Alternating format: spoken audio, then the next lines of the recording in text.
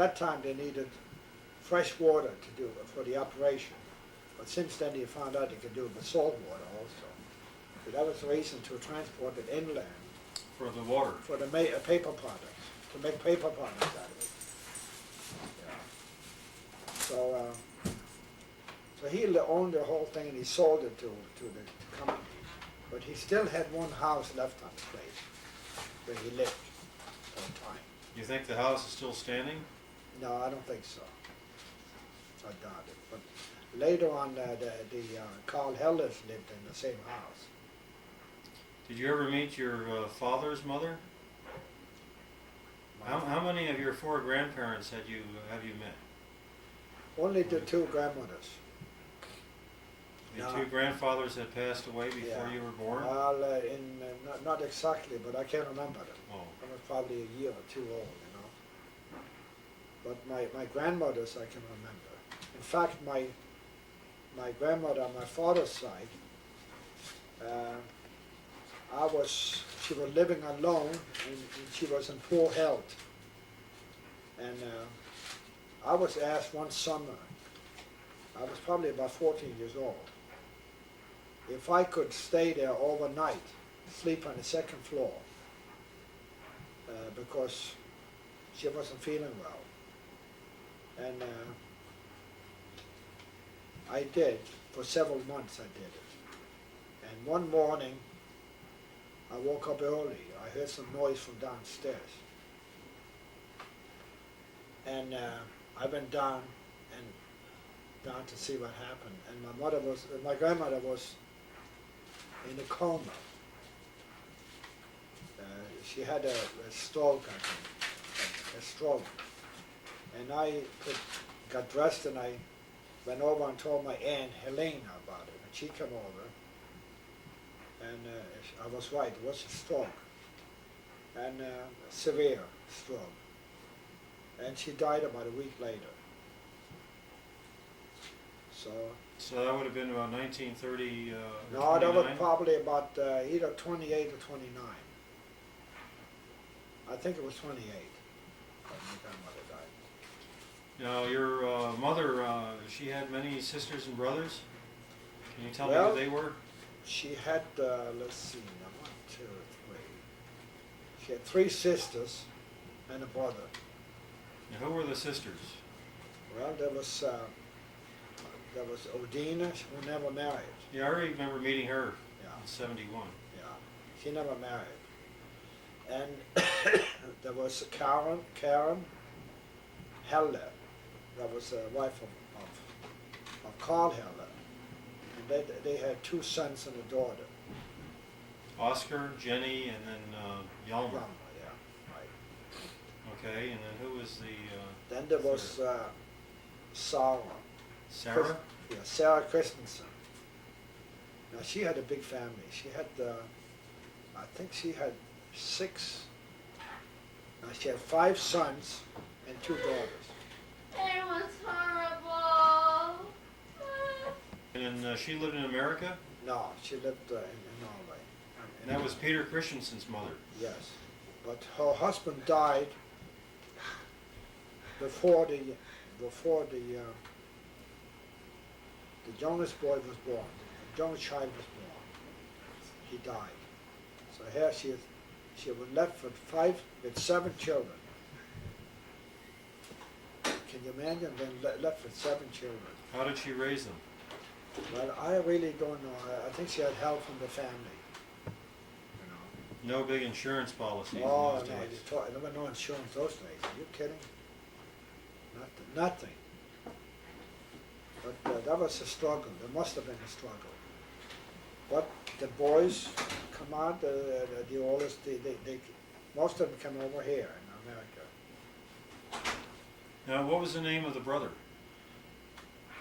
You mean the sons? The 3 sisters, no? Yeah. Odina, Karen, and Sarah. Yeah. And then what was the name of your mother's brother? That was Andreas. Oh, tell me about him. Andreas Lervik. Andreas Lervik, he had a large family too. I think he had about 7 children. 7 children, and they lived over by Fossa. Andreas Larvik was in the winter time. He would travel around as an evangelist. He's a very good man, very religious man. Travel around as an evangelist. And in the summer he was taking care of his farm and as a commercial fisherman. Now, did they have any children? Oh, they had about 7. Well, how many of your cousins are still alive on your mother's side? Well, Hard to say. say that. Well, you don't need to. I would say about half a dozen. Did you look them up in your trips there? Well, some of them we did, yeah. Some of them. Yeah. The oldest one, the son of Andreas Larvik, that's Oscar Larvik, we stayed overnight with him the last time we were there. It's very handy because he's on the way halfway between Feta and Oslo. So you don't have to get up too early in the morning Oh, to get there? to get there. I mean, you stay with him overnight. His wife was in the hospital with a broken leg. Yeah. And Margie and me, helped get the food on the table. yeah. Very nice. So we have an open invitation to stay overnight whenever we come. I think Marge and Peter went to visit him too.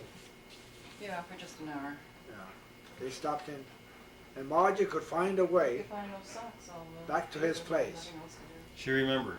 See, remember, even though when we went to him, we came from the other way, Mm-hmm. and Margie could find it. It's pretty good. Well, now, let's see, on your father's side, the only cousin would be Helena's daughter? Because the rest didn't have any children that survived or didn't have any children. Yeah, that's Yeah. right. I mean, Engel had Gordon. Gordon is dead too. Yes, Gordon was the only one, Yeah, and then Helena's daughter. yeah, that's it. And let's see, there was Matthias He didn't have it. and Ingval and Helena. Yeah. that's it. Matthias didn't have any children. No. So When he got married, they were both over 50 years old. His bride was over 50 years old, so there was little chance. No explanation. yeah, we understand. Okay. Now, now tell me about your mother. I understand she started that Beta Hus, or worked on that. She started the women's missionary group, or there's something there your sister said. Well, I don't know if she started, but she was very active in it, Yeah. The Beta Hus is over 100 years old now. Yeah. Now, did you go there when you were a child? Oh, yeah. Plus the Lutheran Church. Well, we went to Sunday morning. We went to Lutheran Church, and Sunday night they always have something there in the bedrooms. Not, of course, not everybody went, Just have a meeting on Sunday night. Did you get your father out there in the Beta Hus, or he never came too much? He mostly come to the Lutheran Church on Sunday morning. I see. Yeah. My brother, Gabriel, is very active there. Now, next door, you always grew up in the Honda Slag was there. Yeah. And that's been there for 40, 50 years? Yeah, I guess so.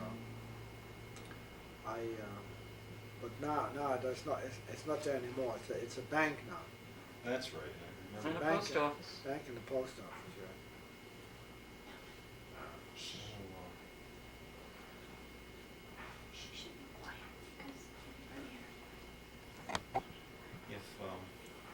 Let's see, now, the only thing I can remember, let me ask you something here. Why did you decide to come to America?